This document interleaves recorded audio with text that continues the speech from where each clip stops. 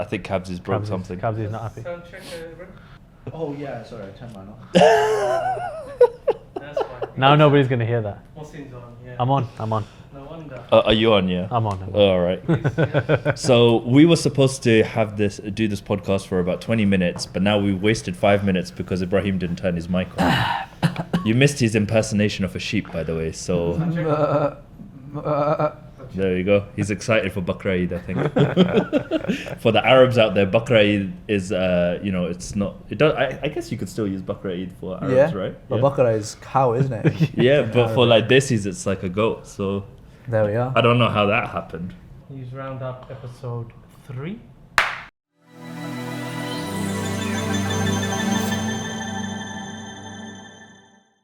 Assalamu alaikum wa rahmatullahi wa barakatuh, everyone, and welcome back to another episode of the IFG News Roundup. Today I've got the two venerable co-founders with me, Ibrahim Khan and Mohsin Patel. We've got an exciting show and, as usual, full of controversial opinions. So try not to hate on us in the comments or hate on the controversial ones, but let's do this. So the first story, and I'm going to kick it off with something very controversial. I think you said, I think we'll be grateful for any comments at this point. Let's act like we actually got some viewership. Fine, hate on us, but at least comment and like and subscribe and share. So first news story for the day, guys. So almost 40% of the UK's FTSE 100 board roles are now held by women. That's about 414 women in the top 100 UK companies are holding board of trustee roles or leadership roles, basically. Yeah. So, I was wondering when I read this article, I was thinking it's a big jump from last year where it was, I think, at like 37% or something like that. Do we know how many are CEOs? Senior So it says just about 13.5% of the executive director positions were held by women in 2021, which is down from 14.2%. So that actually went down. But That's generally, the interesting one. Yeah, I think so. But I had a question on all of this, right? I feel like sometimes all this discussion around diversity and inclusion sometimes is a bit, and here's the controversy, a bit tokenistic. I knew you were going to say that. That word is to VAR, please. Because it's just like, don't get me wrong, like I think it's great including people and stuff, but I'm a hardcore believer in meritocracy. Like I don't care what gender or race or language someone speaks. Or Is that what you said to your wife? No, there I care about the gender. but I generally, when it comes for roles, I just think like it should be the person that's like best suited to the role, and like who cares about the gender and who cares about the race or thing they belong to. And that's just my opinion. I think the point though is that, like, I agree with you. Like meritocracy is the right way to think about things, but the reality is that it's quite hard if you're of a certain color, gender, whatever it might be, to overcome certain implicit biases that might exist. And only when you go like the total other direction do those people even get considered. Like we've all got unconscious bias, that's just a given, and a lot of this work around diversity and inclusion isn't necessarily about positive discrimination. It's much more about making people aware of their own unconscious bias so that you can make meritocratic decisions. Does that make sense? I think so. What do you think, Ibrahim? I think I hear what both of you are saying, to be honest. I think we sometimes push really hard for equal rights, particularly when it comes to the genders. But I think at the same time, we've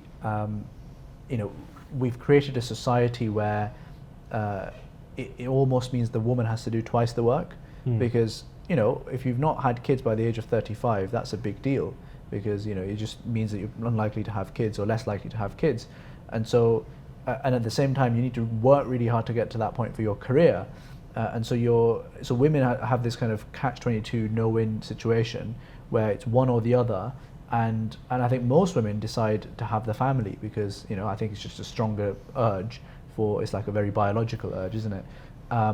And so my view is that it's almost unhealthy to force 50% equality or even like celebrate it too much. I don't know what the right answer is. I don't know what the alternative looks like, but I feel like sometimes a lot of this stuff can be quite tokenistic, which I know that's exactly what you said, because Ibrahim's gonna get hate in the comments. Man. No, but I think all of that is true. All of what you guys have said is true, I think. But I think that I like that the CEO, the actual leaders, are still men. So it's like obviously tokenistic. So what they've done is that, all right, what we're going to do is fill the rank below us with women, and then, guys, we're still in charge. But is that a bad thing? Like I think that is a bad thing. But if the men are generally doing the role really good, and that's maybe why they're put there, because the stakeholders. Yeah, sure. But like the fact that they've got this perverse. Like the tokenistic thing, yeah. Just push women in who may not be right for the role, but because it makes them look good. I mean, that seems off. That being said, if this kind of push for let's promote, and by the way, this isn't like a gender thing per se. I mean, I know the story is gender, but it also relates to other minorities, right? So it can be race and other things as well. Go back to what I said earlier. You kind of have to overcompensate that direction in order for somebody to be, heard. And my view on this stuff is that, if all of that work leads to, even a handful of people getting a position that they might otherwise not have got in a FTSE 100 company, that's got to be a good thing, because that's systemic change, isn't it? So going back to what you were saying, Ibrahim, about this is basically, I mean, I don't know the exact demographic, but I'm assuming it's white male that dominates the FTSE 100. Unless you break that in some way, that's going to continue. True. Because it's systemic. I think that's true, but at the same time, I feel like in somewhere like the UK, I feel like although opportunities, like there is a clear class, disparity, that there are people who are in, say, private education generally are better off than, say, people in state schools and stuff, and are more likely to occupy those positions. But we have seen breakthrough there. Yeah. So I still feel like there is a meritocratic element to it, where despite all of these boundaries, there are people that have broken through that barrier and proved that they are worthy of the job that they've been applying to. And I think that that's the right way that it should be done. And maybe all these people in these board positions, all these women in the board positions, because that's what we're talking about, maybe they are they did work really hard and they are the right people for the job, and they got those positions based on that. But I feel like sometimes, companies do have this over focus on diversity. And because of that, what they might do is they might even impede the growth of the company just so that they look good at that point. I don't think that's fair. No, not on purpose, but they might not hire the best person for the job simply because they want to get someone from a particular race or gender. I don't think that's fair. Also, you can flip that, right? You can say that you're putting the male or the whatever the easy option is, because it goes back, it's this bias thing. We like and we recruit and we do. It's just it's a fact. That is what we as humans do. We identify with people that are similar to us. So to flip that on its head, you could be making the completely wrong decision for the business through your unconscious bias. True. So I don't think that's fair, to be honest. True. That's a fair point. What do you viewers think? Let us know in the comments below. Now to move on to our next story, Ibrahim, hit us with what you've got. So we've been campaigning about halal student finance, alternative student finance, for over a year now, and the Treasury gave us a call earlier today. By the time this goes out, it'll probably be a few days later, and you'll have heard the news announced that they are not going to introduce alternative student finance at this moment in time, but what they have done is they've now launched a wider consultation on the spending and finances around higher education, which is not, to be honest, the news that we as Muslims wanted to hear, given that it's been dragging on for the last decade. And we're obviously we expressed our dissatisfaction to the Treasury, and we'll be doing that publicly as well via media and press as well. But I think, where we are right now, we just need to give a very robust response to this consultation.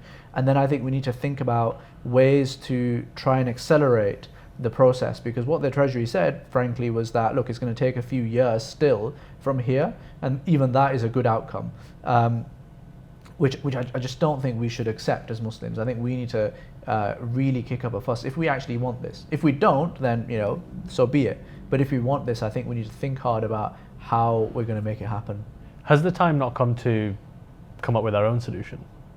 Yeah, What I mean by that? I think so, yeah. Because, think about it, we can, we've seen all the lavish masajid in our areas and what have you, and we can do community whip rounds for a few million. Like the money is in the community, there's no doubt about that. And I feel that with a strong enough,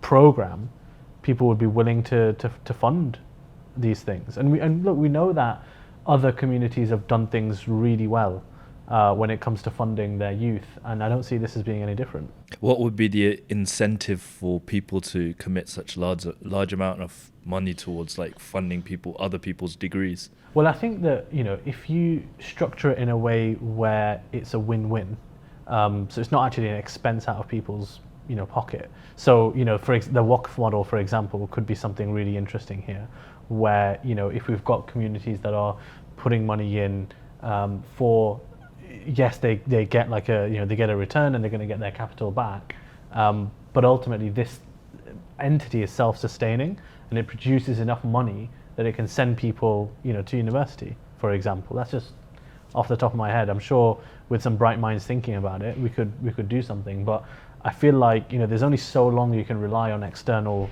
factors or people.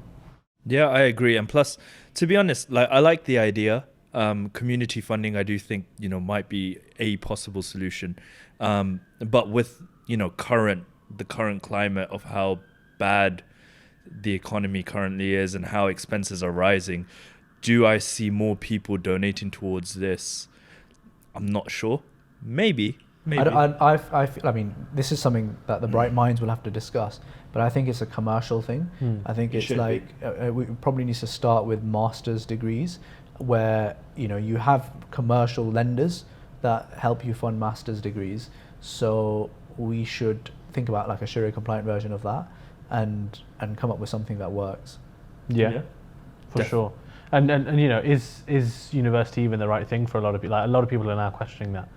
Lots of things are becoming a lot more vocational. We've done various videos, I think, by now on things that people can do away from university. Classic examples being things like, software engineering or UI UX, and Kabzi's nodding behind the camera, videography, and that kind of thing, right? There's loads of things that people can do. I don't think we're in, like when we were at uni, like 10 years ago or whatever it was, being a bit ambitious there, 15 years ago. It wasn't like that. Vocations weren't an attractive proposition, but now I think they're a lot more attractive. Fair. And I think the rise of apprenticeships that we've seen, like I myself, I've done an apprenticeship, right? And quite a few people I know are now moving more towards apprenticeships, just because the idea of being in debt for so long for a degree that you could otherwise have, you could still be unemployed by the time you finish your degree if you don't find a job that's relevant in that field. Whereas with an apprenticeship, for example, you kind of get paid to learn as well. Yeah. So I mean, people are finding their ways through it, and I think that, like to kind of go off our discussion that we had in our last news roundup, there are a lot of degrees out there that are just unnecessary and not needed. So you don't necessarily need that much. You don't need to get into that debt, and people are seeing that option. Yeah. So I unnecessary from the view of gets you into a job. Of course, yeah. A degree is arguably much more than that. Yeah, of course. I mean, in the sense that you could still acquire a similar job without it, or an easier route to that same job. But okay, I think that's a fair point on that topic. Now, moving to our final story for this episode, let's hit it with the big one. Russia are going to war, maybe. Perhaps. They've got a third of their army. Did you know that? A third of their army is stationed on the Ukrainian border. I Wow. didn't actually know it was that much. This looks serious. I actually wasn't taking it that seriously. It's peacekeeping, isn't it? You have to make sure you do it properly. I just thought Russia's being Russia, right? Like Russia's just kind of flexing its guns, and but now I'm like looking at it, and I'm like, damn, this is a Cold War scenario here. It's not even cold anymore. It's quite There's a lot hot. of geopolitics going on here, isn't there? I bet there's like gas and oil involved. in Well, some way. I'm sure, no doubt. And you know, the way that I was thinking about this whole Russia scenario is that obviously from our perspective, you know, how are we going to be affected, right? So I guess you can talk about, you know, what's going on politically between Russia, Ukraine. I'm not sure our viewers, you know, are that bothered about it, or they can probably get that from, you know, the BBC or whatever. What I was thinking more is, you know, how is this going to affect us? And I think the key thing I was thinking is obviously, you know, Russia, Ukraine, that region is a big, you know, center for oil and gas, right? And although I think for the US, for example, I think Russia is it supplies about only 3% of their oil, so it's not like there's a major supply crunch or anything coming. But obviously, oil is, you know, it's one of those things that everyone they kind of know the price of it, because we drive past petrol stations all the time, and the prices are there in, you know, big bright lights, and it's probably the only thing where we know the price to like the tenth of a penny. So oil and, you know, what it does to the prices. It's often like a leading indicator for what's gonna happen in the wider thing. Now, this is all in the context of everyone being worried about inflation. So it's kind of pouring, you know, fuel onto the fire. Pun unintended or intended. Maybe it was unintended, maybe it was intended. I'll leave that to the viewership to determine. But in any event, what I'm saying is that this is not welcome news for, frankly, you know, me and you. Even aside from the ethical and the, you know, human cost here, there is a real issue at large with when it comes to inflation and our economic cost. Do you? I'm just wondering here. I think, and I might be wrong here, but do you think that the this tension between Ukraine and Russia has affected our energy prices here in the UK, which is one of the reasons that might have led to their rise? Because I know Russia supplies like a decent amount of the natural gas. For sure. To Europe. For sure it has. And like I said, even though it might not be a real tangible, like it's not like, you know, oil's not coming anymore, that's why the price, it's not like a real thing. This is all kind of market and sentiment led, right? That's rising, that's causing the rise of these prices. And like I said, when you've got the general sentiment in the economy being one of heavy inflation, that can be a real indicator for, you know, an oncoming recession. Yeah. Do you think they'll actually? I mean, we've got an economist in the room. Why are we talking to me? and someone who's done politics. So yeah. Why did I get this story? Because you did Russian in uni. That's true. Yeah, But that's just very true. That's just a language thing. You're He's a Russian culture expert. He's read Russian literature. I've given the cultural view, now for the economic view. Go on, Ibrahim. I think you did a good job on the economic view as well. That's it. It's, Ibrahim's done. He's like, yeah, that's all I've got to say. I think that there's a lot of geopolitics going on here as well, which I don't almost think we're privy to really. Yeah. There's a lot going on behind closed doors here. Oh, 100%. And I think it As always. ultimately comes down to probably resource and positioning.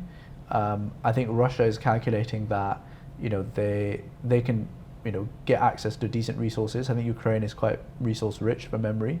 But also I think they are positioning themselves in this world where the USA is no longer the world's police. Yeah. The USA is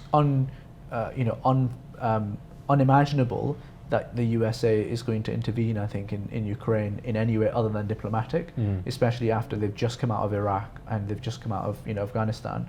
I just can't see that happening, especially the humiliating way they withdrew. And I think if the US did come in, that would trigger a major war. So in other words, that's not happening, and that's why they've been so hot on the diplomacy side of things. Yeah. Why all of this is happening? Like, I don't know enough to be able to say. To be honest with you, part of the reason I've given up on watching the news years ago is exactly that reason, because I feel like there's so much that we don't know and we'll never know what's the point? What's the point trying to hypothesize? Even though that's exactly what we're doing. It's no but- point of this episode. But anyway, one thing I did hear, which I think was quite interesting, was that Ukraine being increasingly kind of, I guess, like West-leaning. Putin's quite keen to have a leader in Ukraine that is pro-Russia, kind of extending on your point about this future world where the US is no longer the world's police. So I thought that was quite an interesting angle. But yeah, who knows what's going to happen, and I can only hope that there isn't any human cost to it, let alone the kind of ripple effect when it comes to the economy. I think like one of the big things that factored in this kind of tension was the fact that NATO placed, I think, a certain amount of soldiers in Ukraine, which Russia didn't like, because for it's like it's literally like you've got your army at my doorstep. So Russia's trying to kind of put a barrier around itself by taking Ukraine and other countries that it's got its eye on, that it used to own. Lest we forget, in the 80s and 70s it was the USSR. So it did own many of those countries, and that land was its. So from a Russian perspective, they're just kind of taking back what was taken from them from the Cold War. Did you see that Boris Johnson unveiled a barrage of sanctions? I did. But I think ultimately, and I saw one of the political news commentators say something, that if Russia did decide to invade Ukraine, there is absolutely nothing that Europe and the US can do about it. Like, I don't think that there's the even slightest possibility in a post-COVID world for the governments to get money to go to war, because war is expensive. So I just don't see that happening. They can, but then they'd have to deal with the aftermath of that, and plus, when you've got several nuclear powers going to war with each other, is probably not a good idea. No. And with that, I think we've got a wrap. So thank you for joining us, everyone. Make sure you hit subscribe to our latest channel, where you will get all forms of our longer content. And make sure you like, share, and subscribe as always. So I've said subscribe twice, but Definitely subscribe, guys. subscribe twice. If you hit subscribe twice, you'll unsubscribe. So you got to say it 3 times. Subscribe 3 times, so you stay subscribed. And until the next fortnight, take care. Inshallah. Assalamu alaikum wa rahmatullahi wa barakatuh.